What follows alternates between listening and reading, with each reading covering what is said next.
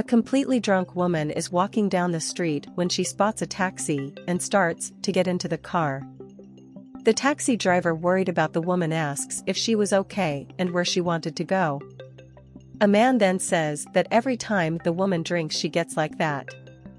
Meanwhile, a man in the distance observes the situation behind a tree. The taxi driver then gets out of the car and goes to the two. She asks where the man was taking the woman, but he says it was okay, because that woman was her girlfriend. Suspicious, the taxi driver asks why the woman is like that. The man says that she has had too much to drink and that he will take her home. The taxi driver then says that she is going to take the woman home, but the man says it wasn't necessary as he was going to take her. Then the two start walking to the man's car. He lays her down on the back seat of the car. The taxi driver is still very suspicious of the situation. When she looks in the car seat, she sees the woman's cell phone and says she will give it to the woman. She approaches the car. The man gets a little stressed about it and asks what she wanted. She says the woman had forgotten her cell phone in her car. The man thanks her and says she can give it to him. Still suspicious of the situation, the taxi driver tells the man to say the password to the woman's cell phone first so she can be sure that the man was really her boyfriend, but the man gets impatient and tells her to hand over the cell phone soon because he was in a hurry. The taxi driver says that all he had to do was say the password and she would hand him the cell phone, but the man gets mad and takes the cell phone from the woman and tells her to leave. The man then tells the woman in the back seat that they were now alone. The woman starts to get up and say that she didn't want to be there. He then tells her to be silent as the two are going to have a great time together.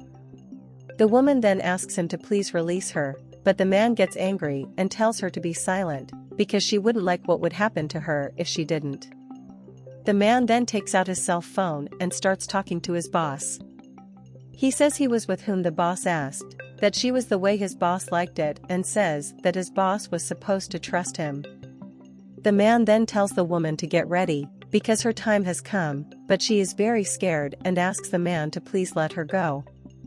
Meanwhile, the taxi driver is getting into her car, still very suspicious of the situation. She says that she feels that the man was not a good person and that he is going to do something bad to the woman.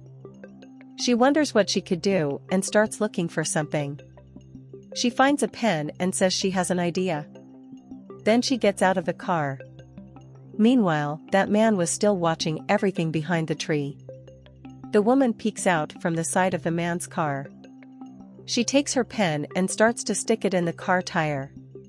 Then she goes to talk to the man and says that his tire was flat and asks if he would need help.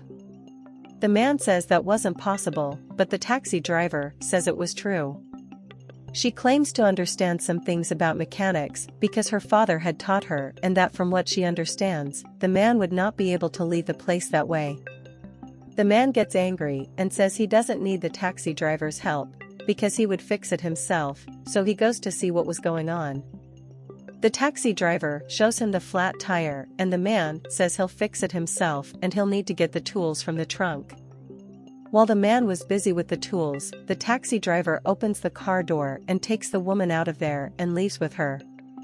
The man then finishes picking up the tools when he sees the two fleeing and runs after them. He gets mad and asks the taxi driver to open the car door. The woman then asks the taxi driver not to let the man in, and the taxi driver tells her to stay calm and will get them out. While the man was trying to open the door, the other man who was behind the tree comes to help and forcefully pulls him away from the car. He tells the man to stay away from them and that he will call the police on the man.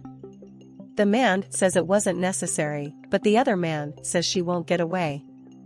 He spots a policewoman walking nearby and calls out to her. He says to arrest the man.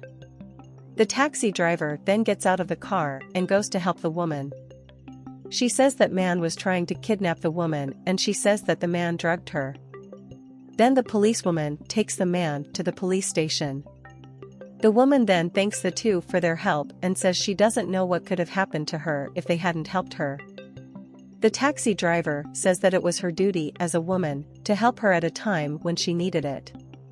The man then says that he spotted the woman in need of help from afar and came to her aid. A policeman then knocks on the door and the man lets him into his home. At that moment, the woman becomes suspicious and says that that police officer was fake.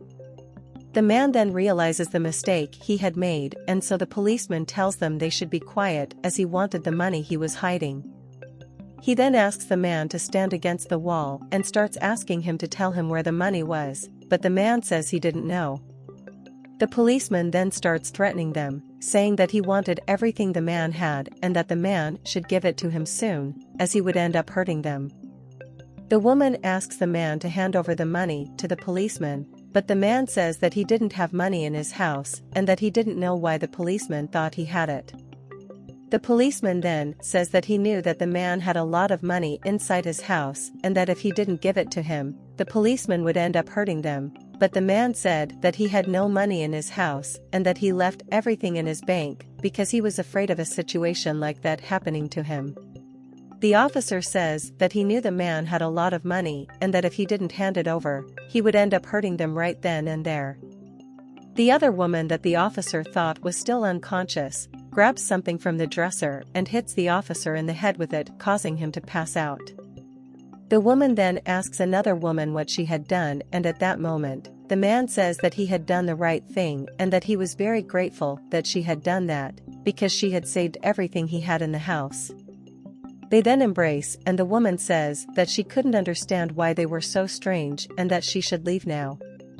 The man then says that the officer was still alive and that they should call the police to arrest him. Later, a real policeman arrives and then takes the fake policeman to jail. The woman then asks them how they can be so calm about what had happened there.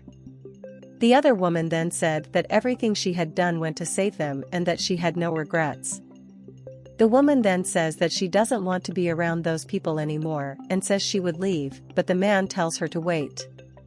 She then asks what the man wanted, and the man said he was going to thank her for everything she had done and that she had helped save everything he had. The woman then says that she would always help a person in need and that she was leaving because she didn't want to be around those strange people anymore. The man is desperate and asks her to open it and try to open it by force, but the other woman says that she would not open it because when the man's wife arrived, she would have a surprise.